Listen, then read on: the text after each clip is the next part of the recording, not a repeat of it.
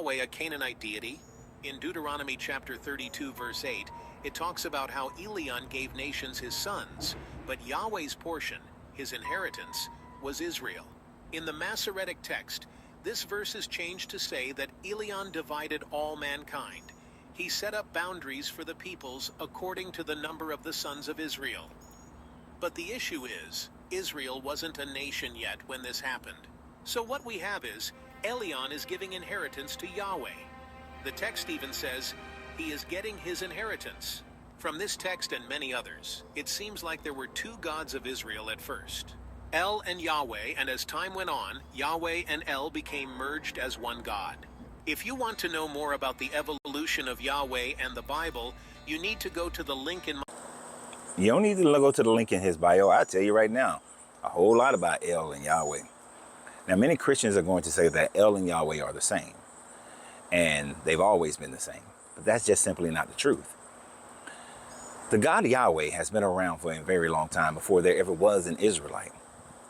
There's a stele, and I forgot the name of the stele, but it's found in the southern area of Arabia. This stele talks about how the Moabites worship a Canaanite god named Yahweh. But we've also found many different inscriptions throughout the Levant that demonstrate that the Canaanite people and varying Canaanite people worship the god El, who had a wife named Asherah, who then had a son named Yahweh, and another son named Baal. So Yahweh and Baal are brothers. Later on, as the Israelites began to grow in their theology, they began to make Yahweh and El the same person.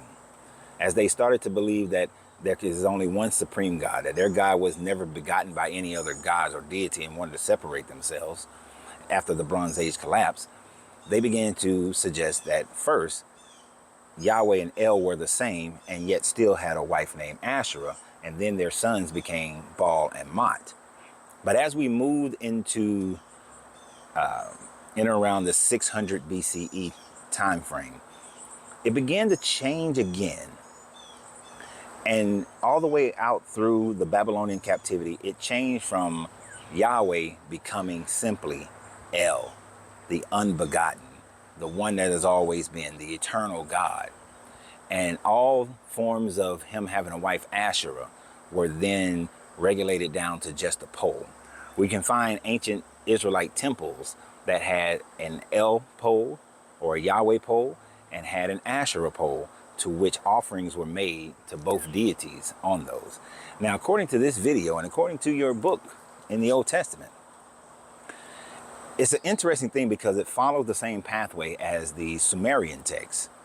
You know, that Sumerian text that has Anu, and then it has Enlil and Enki and Elnana and all the other gods, Dumuzi and all of them.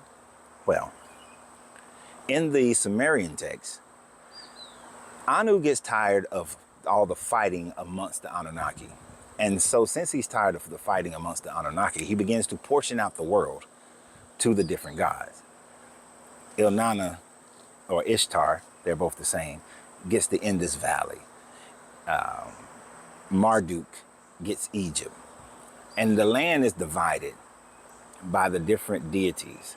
And each deity got their own land based on borders, except for Enlil and Enki.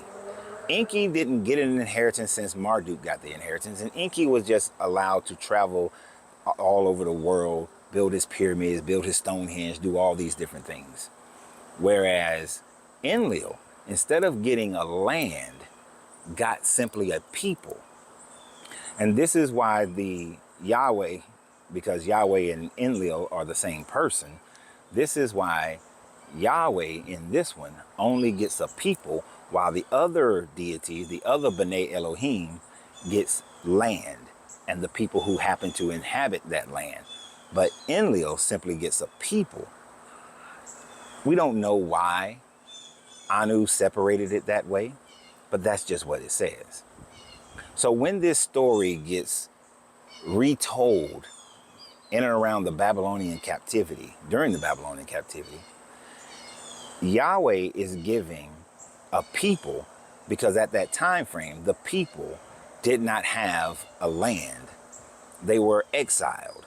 So this story is based on that Babylonian captivity, the exile of the Israelites, merged in with the Sumerians telling of the Anunnaki story.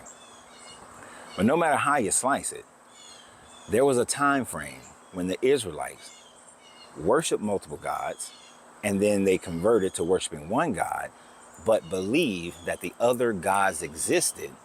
And that is why I repeatedly say that the Israelites originally were henotheistic, believing in their God, but accepting the reality that other gods exist as well. I hope this causes you to go do more research, go read things for yourself, and continue to study. Always remember, you have to free yourself to be yourself, because your greatness is non-negotiable. Good journey, good vibrations.